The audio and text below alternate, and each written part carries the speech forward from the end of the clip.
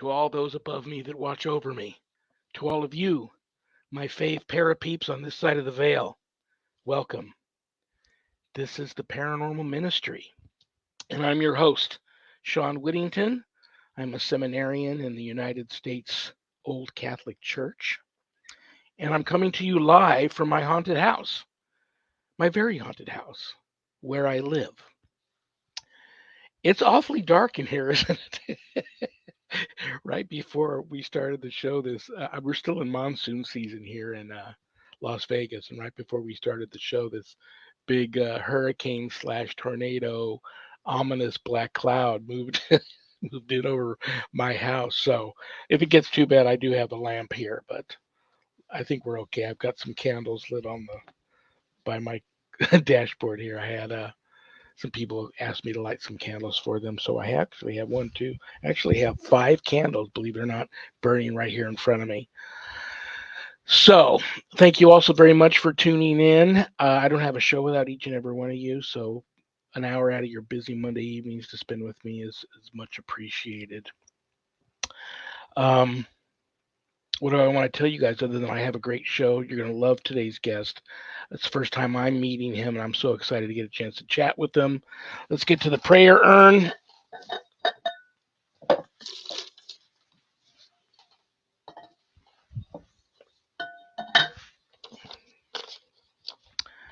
Alicia M. from California.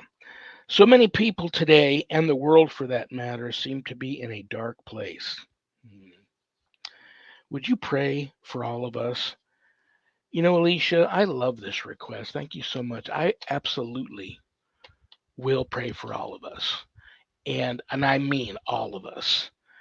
I don't care what side of the aisle you're on, what religious belief system you have or have not, what color of your skin is, what sex you are, what sexual orientation you are. None of that matters to me. I will pray for all of us, and I know just the prayer. I've got a wonderful prayer to 3 of my favorite archangels, who I always pray to for extremely important things. And I think this is an important request. So, name of the Father, and of the Son, and the Holy Spirit, amen.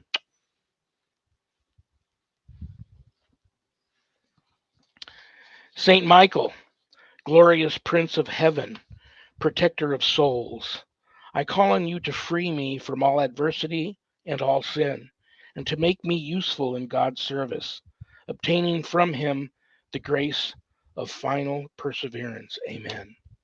Saint Gabriel, glorious Archangel, God's stronghold and voice, I call on you to obtain for me the grace of being preserved from evil, victory over the devil, and domination of my bad inclinations until the end of my life. Amen. Saint Raphael, glorious Archangel, God's remedy, I call on you to heal all my body and my soul's infirmities and help me flee from the sins that do such harm. Deliver back to us the gift of recovery and conversion. Amen.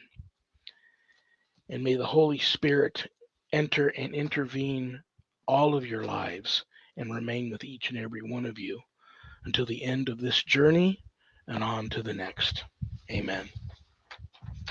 Thank you for that wonderful request, Alicia. Let's check the Paranormal Ministry mailbag.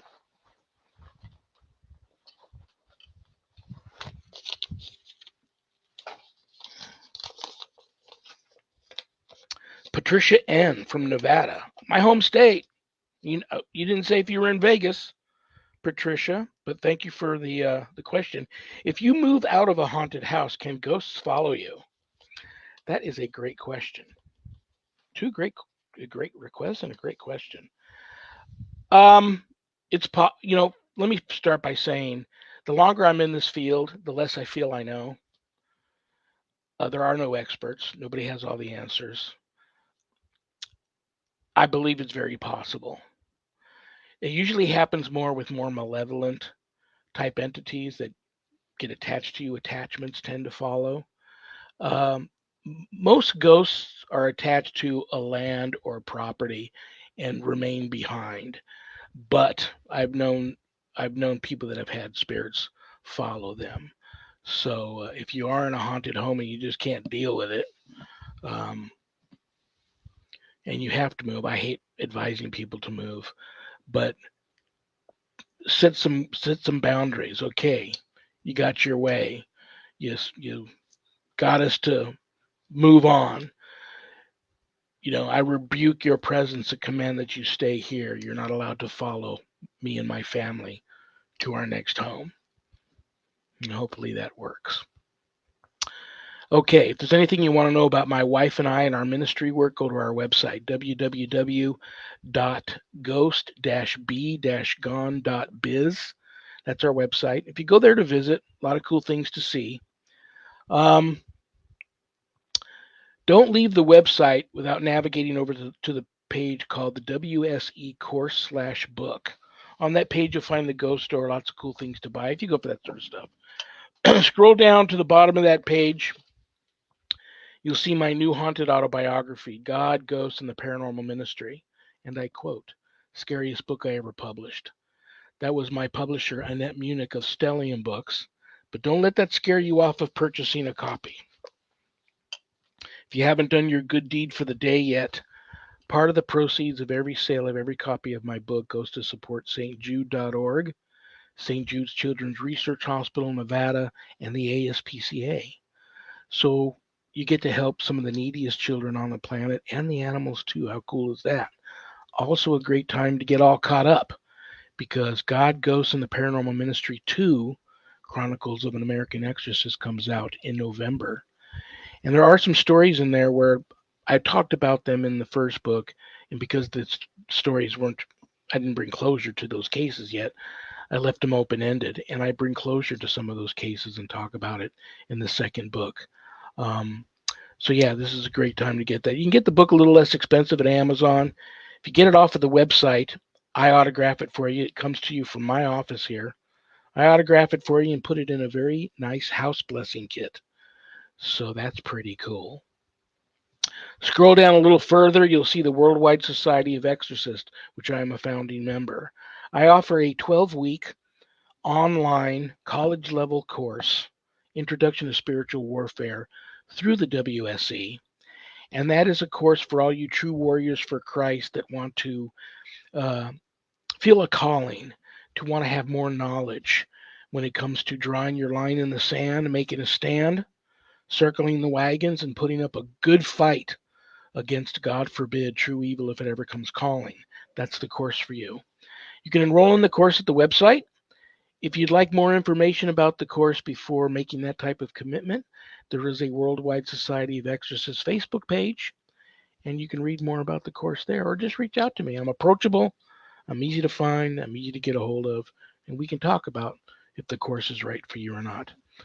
All of my students that graduate get a stunning diploma, certificate of completion, suited for framing, along with some other very special blessed gifts that you can only get from yours truly. Most importantly, please keep all of my former, current, and future students in your prayers. Thank you very much. All right, guys, the moment of truth, the reason why you all tuned in. I don't know what to say about the guy other than he's just very gifted, talented individual. Podcaster, TV, radio, film personality, paranormal authority, um, and on and on and on. And you'll get to learn more about him. If you already don't know him, you'll get to learn more about him in the next hour. Without further ado, brothers and sisters, please welcome to the show the one and only Jason Arthur. How you doing? Thank you very much for having me on. I appreciate the invite.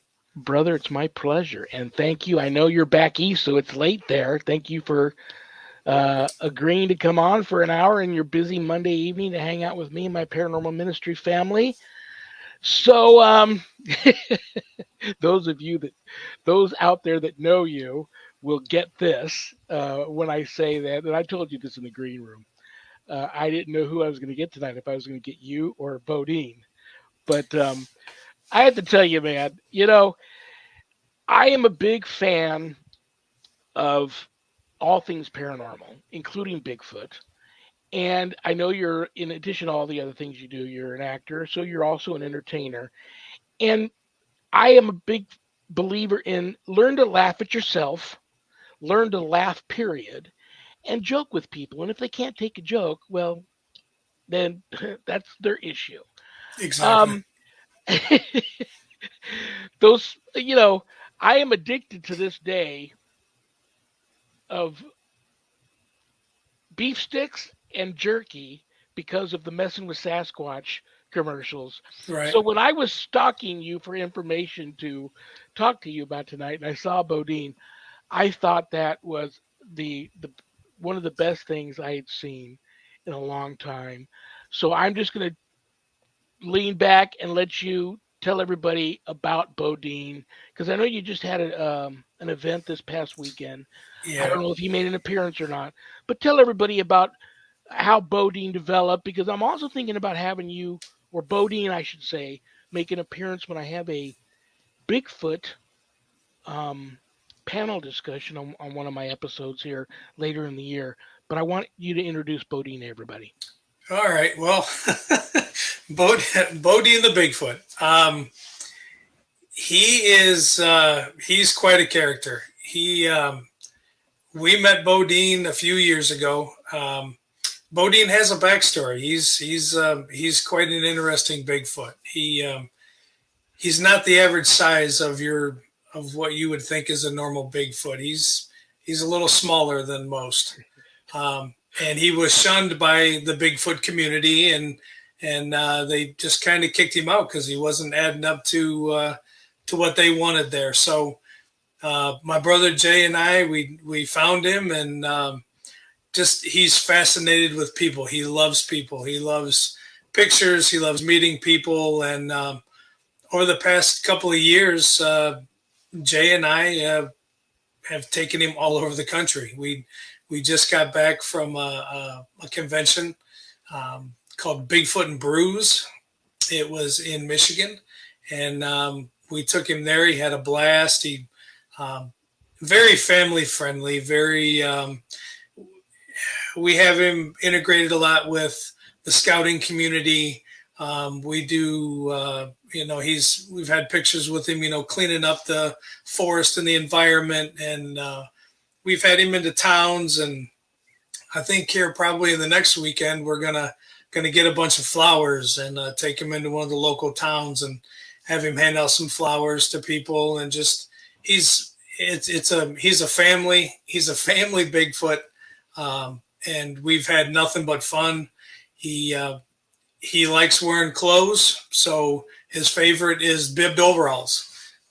My brother Jay, who he and I founded LEP Productions together, lives in Southern Ohio. So he saw Jay wearing his bibs, and he's so that's what he wears. He has them cut off, so they're like bibbed overall shorts. But I mean, we've had him fishing. He wears the boots when he fishes. He just wants to be like us, and we've had such a good time with him. And we've hooked up with John Kuykendall, who is the CEO of Squatch GQ. He had the magazine at one time. It's an international magazine, which Chatan Noir owns now. But I reached out to him to do just to do a small interview with him and hope we could get Bodine into the magazine. And that was a couple years ago, and it just took off. At one time, he had his own magazine going, and now we do energy drinks with him. And like I said, we travel the country with him, and he eats a lot though. He eats a ton Yeah. of food, so it's hard to keep him happy when we're on the road. But yeah, he's any kind of support you can. He's on Facebook. He's on Instagram. Like I said, he's coming into town this next weekend for an event called Fringe Fest here at the Collingwood Arts Center in Toledo, Ohio. We have scheduled a couple more, just trying to work out the details. But he makes an appearance in Michigan quite a bit. In Ohio here, we had him out to Iowa last year. He's all over the place. brother. I salute you for that sort of stuff. I think that is absolutely phenomenal. And what are the chances of? Does he speak? No, Uh, either I translate for him or my brother Jay does. But he grunts and he's we're still working on him with that. But he's not much of a talker. But like I said, he loves people. He loves the camera. If you're thinking about something like that to where make an appearance, I'm sure we could probably work something out. okay. I would love that. That would be awesome, and I think the other Bigfoot authorities on the panel would get a kick out of that because they're all, that's what I love about Bigfoot guys. They're outdoorsmen and they like to have fun, and I haven't really met any Bigfoot guys that are too uptight not to laugh at themselves or laugh at or want to have a good time. I think that would be Bodine would be a great addition to that panel. So you and I will get together before. I'll give you some advance notice, and you and I will get together and discuss.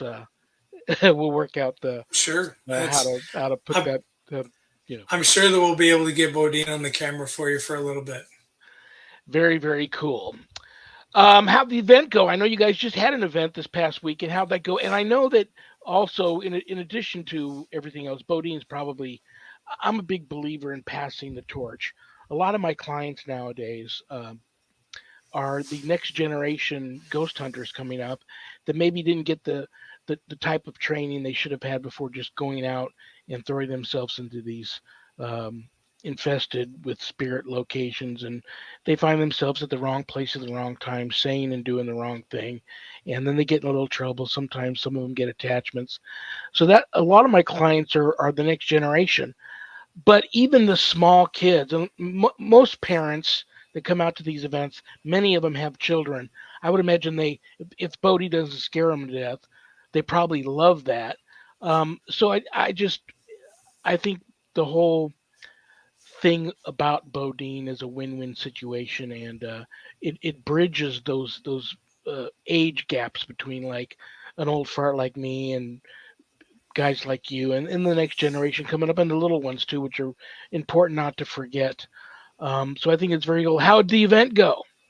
The event was great. The event was run by Eric, and I can't say his last name because if I do, I'm going to just butcher the heck out of it. Um, he put on this his first year. It was called Bigfoot and Brews, and he is a podcaster as well. But he put on an amazing event. It had quite a few vendors, speakers.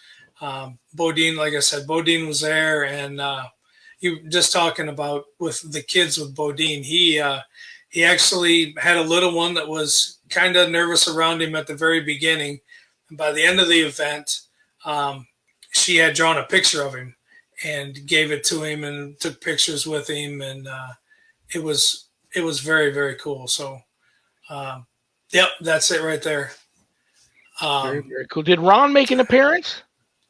Ron Moorhead was there. Yes, I yep, love he Ron. was He's there. a great guy. He sent me an autographed copy of his book, Sierra Sounds, I believe it was called. Or it might Okay. have been, no, Sierra Sounds is his recordings. Oh my gosh, it was his book, Atomic Bigfoot. I want to, He had quite a few books at well, he his sent me an table there, and autograph. he One of his last books he autographed for me and sent to me, and I never there forgot him for there that. it And is. Yeah, that's it. there's Bodine, the man himself, or the Squatch himself. So was that the kid that was a little nervous around him? Yep.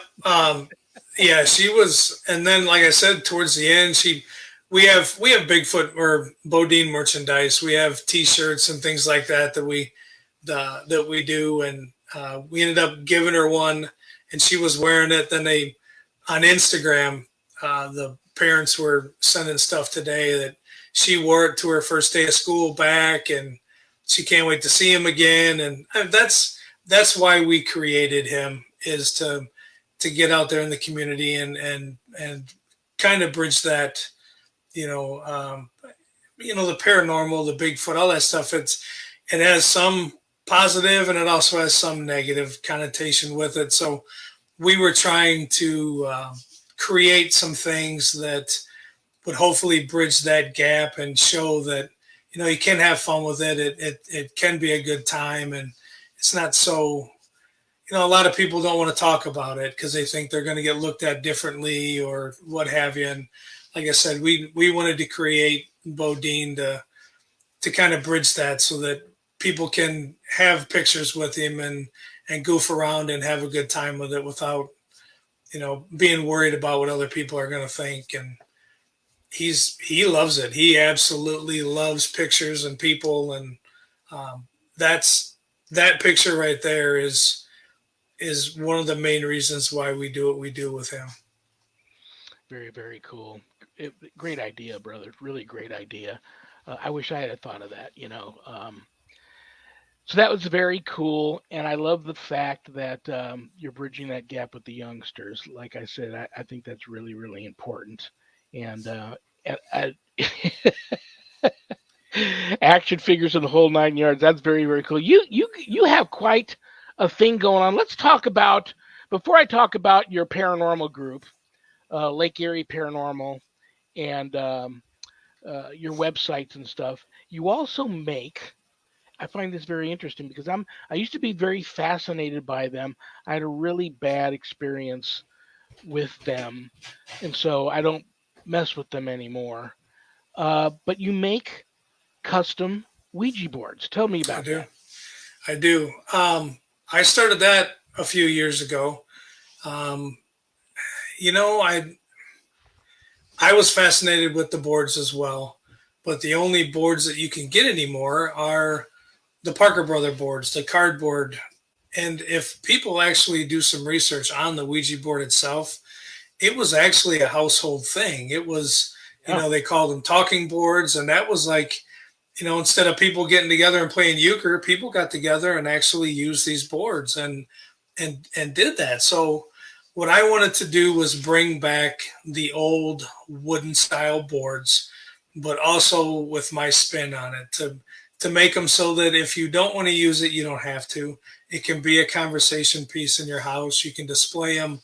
But I wanted to do that. Instead of just having these cardboard boards, like I've got a couple of them back here.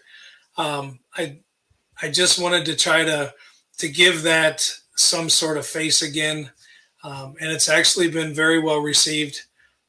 It is funny though when we do because we do conventions all the time, and I'll set up some Ouija boards on the tables for people to purchase, and some will come right up and talk and want to see them, and others will take 25 feet out around my table. They won't even want to get near it. So to each his own. I think you can contribute a lot of that to The Exorcist, the movie The Exorcist in Hollywood, for that because me personally, I've investigated 15 plus years, and I honestly don't see any difference with Ouija boards other than or just like dowsing rods or an EMF detector. Or I think if you go out looking for it, it's going to be there regardless what kind of equipment you're using. If you're not using any equipment, if you're just out there doing things that you probably shouldn't be doing, it's out there.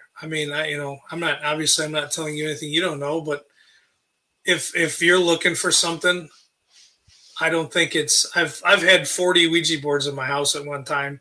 I make them all the time. I've never had a bad experience with them. Some people have. I've never had one. And like I said, I truly enjoy making them.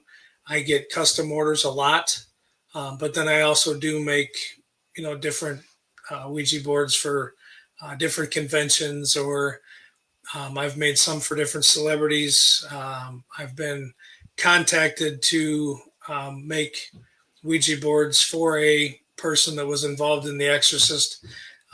Just can't quite come to an agreement as far as monetary ways, and that's fine. But just to be on that level for these people to ask me to do those is phenomenal for me. It started out as just something that I wanted to get back out there so that people could have, and that's turned into quite a thing. Yeah. like I do have a couple here that I've actually were given to me because people were having issues and they thought it was tied to that. So Sure. when I got them here, I actually bound them, and I don't bring them out anymore. But I do have one that's always pretty close to the table here that was gifted to me a while ago, and it's heavy, man. Oh wow. And it's actually this is a solid piece of slate. I was gonna say it And kind of sounded metal or whatever when you yeah, picked they're it up. It's slate.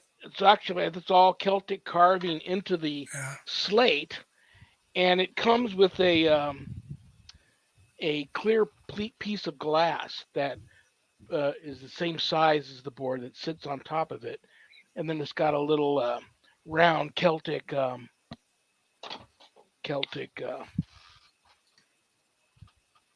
That's Oh, the like a planchette. Yeah. planchette, and it's got the little feet on the bottom of it, and it slides around on the glass. Wow. Um, I don't use it. It's just like you said. It's just something to talk about when people come over to visit, and it's a decorative piece, and it's amongst some of the other haunted items I have here. But yeah, people either love them or hate them. And like I said, I do. Back in the day, my wife and I worked a case, and I'll be honest with you, we didn't know what we were doing. And I believe the issues that we ended up having were attached to me improperly using the Ouija board that was at that location, and then we brought the board home. And so it was after that we stopped using them. But everything there, a lot of people consider it a tool, and if it works for them and they don't have any issues, God bless them, But I've Right. seen some of your boards. Great, like I said, you're a very talented man. I think that's very, very cool. And it's nice to go to these events and have different kinds of things to put out for people to see, uh, to want to purchase as souvenirs that they went to this event. So many of these events you go to, and there's nothing at the table but the person, Right. or some books that the person, or just a person and some business cards. But it's nice to see booths that have a variety of different kind of things there, and Exactly. and yours must jump out at people. They see Bodine, they see the Ouija boards, they go, I gotta go over there and see what this guy's about. So I think that's very cool. Yeah. Let's talk about, you've been in the field a long time.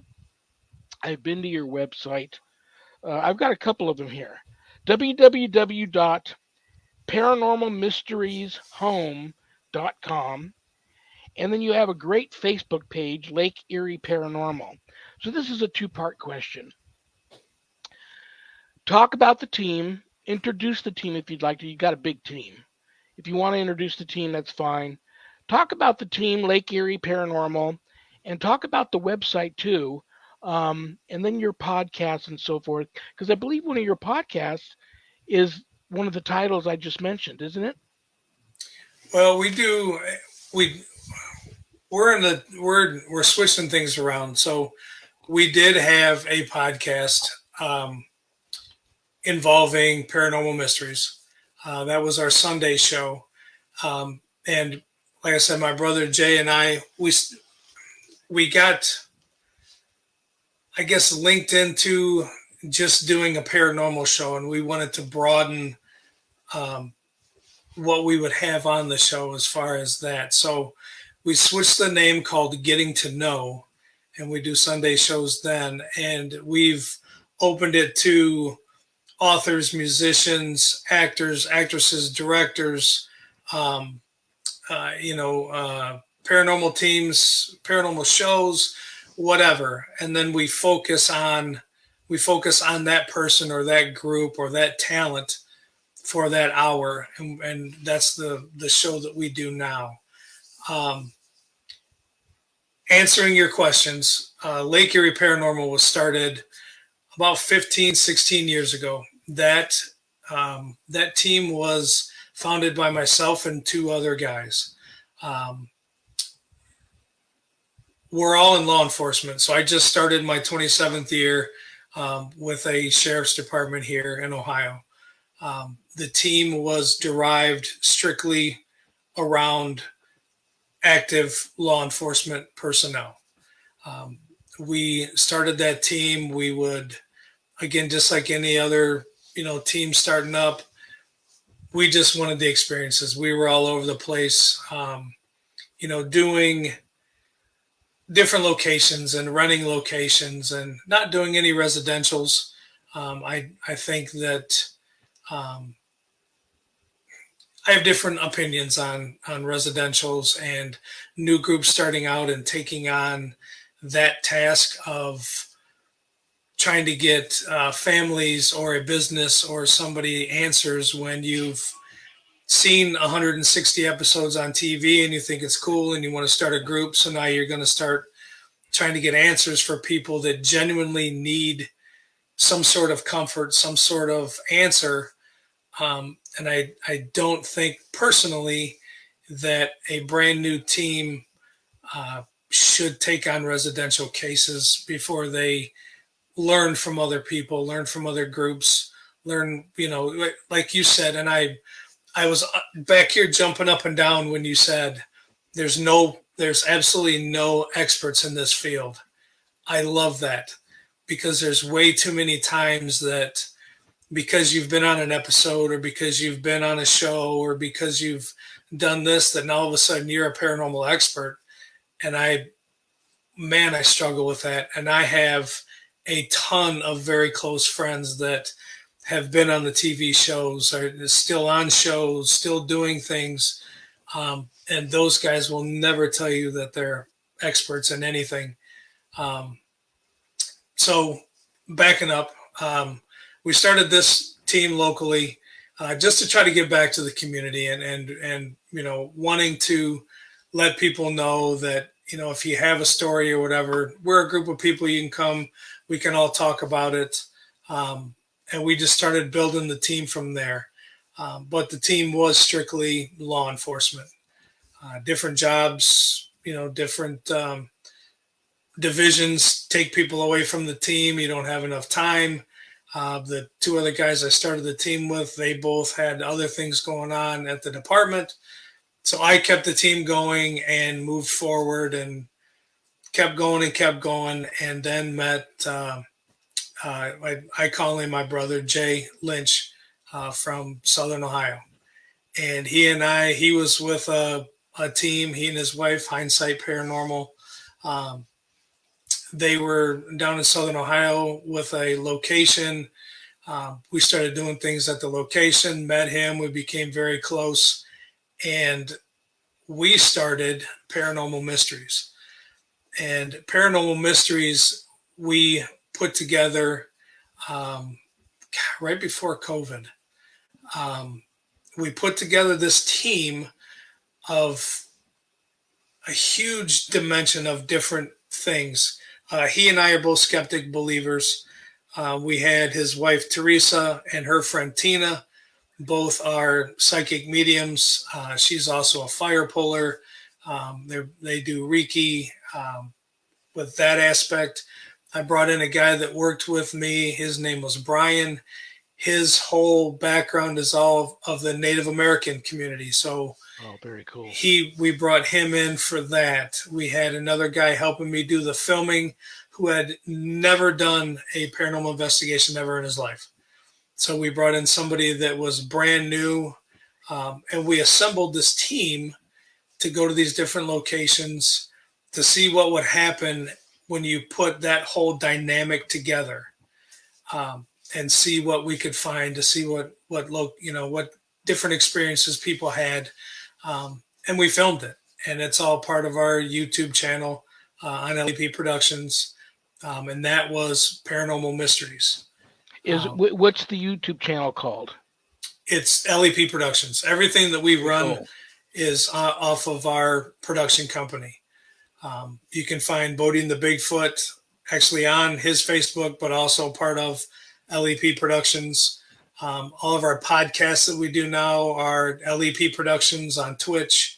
Then that's why I say we're transferring into one big major website, and that's going to be an LEP production named website as well, where then it'll branch off and you'll be able to get all the different things. But our YouTube channel is LEP Productions. We have a few episodes from there. I'm also in the process of editing the last part of that season, so we'll be able to get those out as well. But we thought that bringing that whole dynamic to an investigation, and it's just us. Every once in a while, we would have like a celebrity guest or whatever with us from that location. But and the things that happened and the things we caught was, I mean, amazing. I bet. I bet. I wasn't going to ask you this. Ask away. I told you that you can ask me whatever you want. I have to only I'm an open because book. I have good friends that are in law enforcement. Um, I I'm a big time back the blue kind of guy. Are you still active in law enforcement? I am. Well, God bless you for your service and for this, everybody that's close to you that you know that serves. God bless you all for that. Um, I Thank wouldn't you. want I wouldn't want that job, especially nowadays. And without us going too crazy off of the paranormal thing here, I've got to mention just how crazy.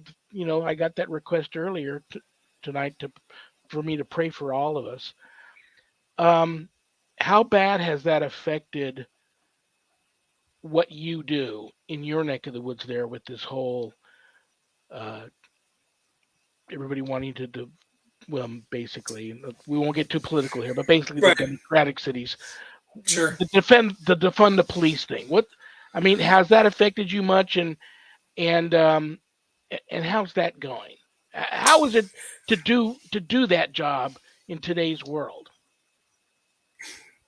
It has. It has changed over the 27 years I've been a part of it. Um, the unit that I'm in now is kind of a sensitive unit, but I worked booking for numerous years. I've worked courtroom security for judges and transporting inmates. I was on our warrant enforcement unit for a long time and serving warrants every day. I've now I do more um, sex offenders, arson, violent offenders, that sort of unit. So um, I have over the years that I've been involved, um, I have a good rapport with the community. Um, there's different things are talked about different and handled differently now, but I'm the majority of the time I work a one man car, so I'm usually by myself. Um, but because I have built a rapport with a lot of, I hate to say like the inner city areas because I for the years I worked in booking, but it's everywhere. It's in all parts of the county that I work. I've built a rapport with people, and people know who I am, and I truly, knock on wood, don't have a horrible time when I go out for my job. Um, I there's good and bad in everything. There's good cops and there's bad cops. There's good lawyers, there's bad lawyers. There's good priests, there's bad priests. There's good dentists, there's bad dentists. Um, there's a saying with us that, and I back it 100%, and it's along the lines of nobody hates a bad cop more than a good cop.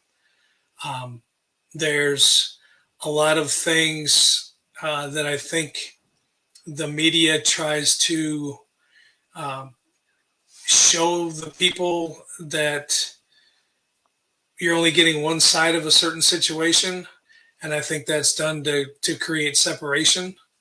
Um, but it is definitely the dynamic of being an officer has definitely changed over the years, and I would not start my career coming out of the academy right now. I would not want to. I would not want to be one of the brand new guys that has this to look forward um, for the next 25 or 30 years. I don't. I think that the whole defund the police thing is, I mean, it's silly, um, but I think that you're going to see that it's going to be a lot harder because the more of us that retire, the less people want to do the job. So Yeah. I don't know if just out of attrition it's going to wean itself out. Um, I mean, I hope not, because there's a lot of things that are needed um, from law enforcement and that community to keep things rolling and keep some sort of safety on a daily basis that not a whole lot of people see and hear about, and that's okay. But if you were just to get rid of all law enforcement and send us home, it would not be Oh, a very it wouldn't be a yeah. good time. Yeah. Well, before I forget, um, I just want to tell you I love you and respect you for what you do. I'm going to add you to the prayer list tonight, and I will continue to pray for you and hope that just be careful, brother. It's scary times right now. Um, I just, you wouldn't believe how much I'm in deep prayer for the whole world. And like I said, I have a lot of friends that are in law enforcement, and uh, it sounds like I was listening to one of my friends listening to you because this some of them are about to retire, and they're the first to tell you that they would not tell anybody, any young kid coming out of high school or graduating college or whatever the case may be, who's dreamed all his life about being a cop. They would not recommend that line of work to anybody like that nowadays, and No, that's sad. You know, it's it's if you're looking to be in law enforcement to become rich, find something else to do. It's not. It's yeah, there's um, it's a it's a thankless job. You don't make a whole lot of money. You really have to want to and your help life and and your life serve. is on the line every night. I'm gonna Yeah. quote a silly. I'm gonna do something silly here. And well, you're an actor, so you'll get it. Um, I just watched late night the other night. I watched a great old movie, The Untouchables, and I Okay. love the scene on the bridge where Ness runs into Connery, who's been walking a beat. He's a cop, been Hmm. walking a beat forever, and they give each other a little bit of a hard time. He tells them, you know, it, Costner's trying to tell him that he's had a bad day, and he says, "Well, what are you doing now?" He said, "Well, I'm going home." He says, "Well, you just accomplished the number one rule of law enforcement, which is at the end of your shift, go home alive, Yeah. Yeah. and your shift, go home alive." Yeah. Yeah. And that just man, that line just hit you right between the eyes, right in the throat, because that's Uh, well, let me get off this subject, but staying in that law enforcement thing, what I think is cool, and I didn't know the whole team, was you have other law enforcement individuals assigned to the team. I find that cool because back in the day, man, remember back in the day, you wouldn't get cops wanting to talk about believing in ghosts or they had a paranormal experience or they wanted to No. be a paranormal investigator or a ghost hunter. And then flip side of that coin, you've got a couple of psychics on your team. I love, love, love a good gifted psychic. I love. They're a tool like anything else. My wife is. She will say I'm not being honest, and she likes to hide that gift. But she's very gifted. Um, we'll call her sensitive to spirit and gets Sure. messages and sees things. Um, I couldn't work cases, and I do work cases without her. But when I work cases with her, it's a lot better. And when I reach out to friends of mine that I know that are truly gifted psychics, reach out for their advice and help with cases that I'm stumped on or I'm having issues with, they're invaluable to me. So talk about making that transition, being a cop, but having no issues now with coming out that yeah, I've got a paranormal investigative team, and yeah, I do have psychics on them. Because many teams won't, still to this day, won't work with psychics. I don't get it. And like I said, two of the psychics both of the psychics that we have when we're filming with Paranormal Mysteries. Um, One is, like I said, my brother Jay's wife Teresa, and then it's her best friend Tina. Um, when we film for Paranormal Mysteries, they don't do the walkthroughs with us. They don't do any of that. They stay outside. They don't go in, so that we then get the information about the building or the location or whatever wherever we're filming, and then we have that so that during the night when things are happening, we see um, how they interact, and then we can start trying to put two and two together with them. But um, it's fascinating to watch. Um, I absolutely enjoy it because I'm not at all. So to see it and watch it unfold to me is it's pretty darn cool. But um, I've also, like I said, Jay and I are both skeptical believers too. So they really have What would to. it take for you? What would it take to push you over the edge and have? Would it have to be something as dramatic as me being able to have a ghost appear here and interview a ghost, or what would it It, take to actually push you over the edge and make you just a 110% over the top believer I, that there's life after death and some of these spirits hang around and talk to us and there's bad I, ones too floating around? I firmly believe, and I have seen things. Um, what I when I say skeptic, I like the whole orbs thing. I don't. I hate using orbs for evidence. I hate using that because there's so many natural causes that could have happened to have this orb or whatever you want to call it in your picture.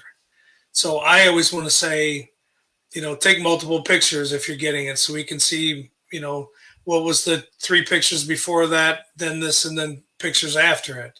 I want to be able to rule out any kind of natural cause, man-made cause, whatever, as to why this is happening. If there's a light flickering in a location, I won't we don't, Jay and I don't say, oh, well, it must be a ghost. Why is the light flickering? What's happening with the light?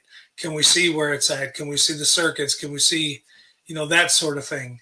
Um, I had an experience years ago. We were at a fifth generation Jewish winery that had closed down, and now they were making it into a haunted attraction. And the people that were doing this, it was a house on, God, I think it was like 180 acres in Ashtabula, Ohio. And they had this house that was on the land that they were making into a haunted house, and then they were going to do stuff around it. And they were having a ton of issues at the house. So they called us out and asked us to come and take a look. So we went out, and there was just three of us that went. And we were investigating and not really getting much. And it was, kind of getting late. And we all took a break. And I just remember sitting down with my back against the wall, and down the hallway was the edge of the bottom of the steps to go upstairs. And I remember talking to the other two investigators, and it's just kind of, you're talking, and I kind of glanced down the hallway. And as I had glanced down the hallway, there was a young boy peeking around the corner at me from the stairwell or from the bottom of the steps. And what seemed like forever was only a couple of seconds.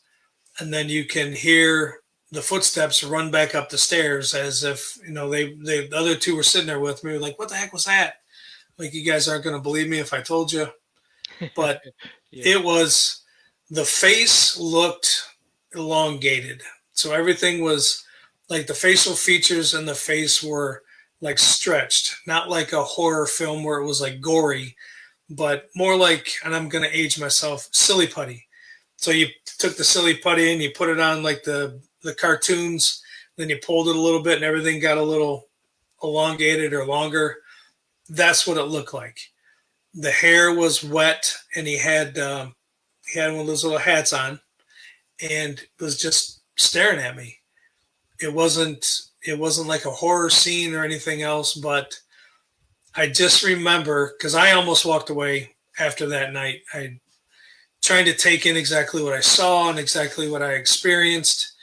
Then I started thinking, well, I mean, you were asking for it. Yeah. You were there looking for it, and you finally saw what you've been looking for.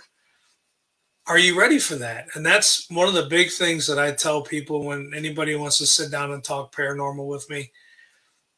Be careful what you're looking for. And are you ready to see it if that's what because everybody's like, oh, I want to see it. I want to see a ghost walk through here and I want to see the are you ready to see it? Because once you open yourself to that and you have that experience, it is honest to God, nothing you've ever it is overwhelming what your body does when you actually see what you're wanting to see. And I've only seen it twice. I saw it there, and then I just saw another one about 2 or 3 weeks ago with a group that I've become working with called Paravisions. Lee Allen was in the chat earlier. He's the founder of that group. My brother Jay, Lee's wife. There's a couple other people. Teresa's also involved in it. So we move around with different groups to work with. They'll come and work with us. We go work with them. Like I said, my brother Jay and his wife have Hindsight. They'll work. It's all community working together. But we were at a location and I saw another one. I've opened myself up now, and I'm opening up to experiences slowly but surely over the years. And I've had a bunch of experiences and felt things and have sensed things and that. But that first original little boy, I put all my stuff away for months. I didn't talk about it. I didn't investigate. I put all my equipment away and took a little break because it's when you're wanting that experience and you finally get it, the question is, are you ready for it? And that's it's 100 times more overwhelming when you actually do have that experience. I knew that an hour wasn't going to be long enough with you. There's so much more I want to talk about. I didn't even look at the list. I'm embarrassed that I didn't even look because some of those questions are fans and friends and followers of yours have sent in to me. So I'm just going to save them. Did you have fun when you come back? Absolutely, I'll be back. Brother, I don't know what else to say to you other than just promise me you'll be careful. I know you're going to be careful. You're a professional. Know that there are people out here that have the greatest respect for not only what you and your paranormal peeps do when you're out there doing what it is you do on that field, but the flip side of that coin, the law enforcement part of your life. We're going to make a comeback. It's going to make a big comeback. Things are going to be righted. The cavalry's on the way. There are people that love and respect people like you being out there doing what you do. So know that in your heart of hearts before I say goodbye to you. Okay. I appreciate that, and thank you for having me on. And I will definitely You be got it. back. I'll throw some dates to you. I'll have you back. If you want to bring another para-buddy with you and have a couple of you on to talk, we can do that. But I'll reach out to you to have you back and about the Bigfoot panel and see if we can work out getting Bodine here. I'm sure Bodine will be able to make an appearance. I love you, brother. I respect you. God bless you. I'll talk to you soon, okay? Thank you. I appreciate it, brother. All right, man. Good night. Good night. Yeah, I gotta have him back. I didn't even look at the list. All of you that sent in some questions for Jason tonight, I'm sorry. I didn't even look at the list. I'll have him back, I promise. And then I'll have him and Bodine back when I have the Bigfoot panel later on in the year. Okay, what do I want to tell you guys? For those of you that are feeling the need for a little more God in your life, and who couldn't use a little more God in their life? The United States Old Catholic Church has night prayer every weeknight, Monday through Friday, 7 p.m. Pacific. Um, I like to refer to it as the click and pray. I have the link on my personal Facebook page. You can always get it at Bishop James Long's Facebook page, personal Facebook page, and the USOCC Facebook page. The link to the night prayers there. You just click on it. It takes you to Spreaker where they have it, and you can join in on the night prayer. And also, the USOCC offers Bible study with Bishop James Long on Wednesday afternoons and Friday and Sunday afternoons, 2 days a week, at 5 p.m. Pacific. Again, I'll always have the link on my personal Facebook page, and then you can also get the links on Bishop James Long's personal Facebook page and the USOCC Facebook page. And that's 2 hours long, but very, very cool Bible study with Bishop James Long on those 2 days. I got some people I want to thank here. I want to thank my co-producers, Zach and Adrian Clayton, because I couldn't do the show without them. I want to thank Things Network. I want to thank Temple of Phoenix Rising Entertainment. I want to thank Skeleton Key Network. I want to thank Pact, little p, capital ACT, Pact, Podcasting for All Coming Together channel. Check out their lineup. Everybody on that channel is just a bunch of people that like to do good things for other people. So that's a cool little channel to go to and see the podcasts that are there. I will be here this coming Friday, September 16th, with an all new, brand new live show. My Friday show's a little earlier, 2 p.m. in the afternoon Pacific. I have the one and only Lindsay. Don't squeeze the Charmin. Did you see what I did there? Lindsay Charmin will be here this coming Friday. I love her. She's very cool. Um, Spiritual and physical healer, um, shamanic practitioner, um, paranormal authority, author, podcaster. Cool lady. You're gonna love her, and if you don't already know her and love her. So that'll be this coming Friday. What else do I want to tell you guys? I've got a bad joke. It's bad joke time. I'm going to pull a bad joke out of the hat that one of you sent in my poor attempt to put a smile on everybody's face.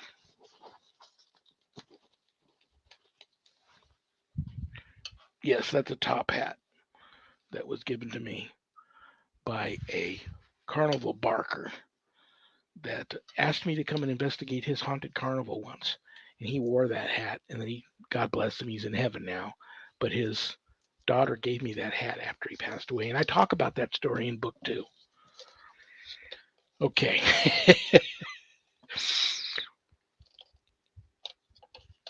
I accidentally rubbed ketchup in my eyes. I now have hindsight. Good night, Danny. Good night, Jack. Good night, dog. Good night, Harold. Rest in peace. Good night, Ernie. Good night, Bill. Good night, Dan.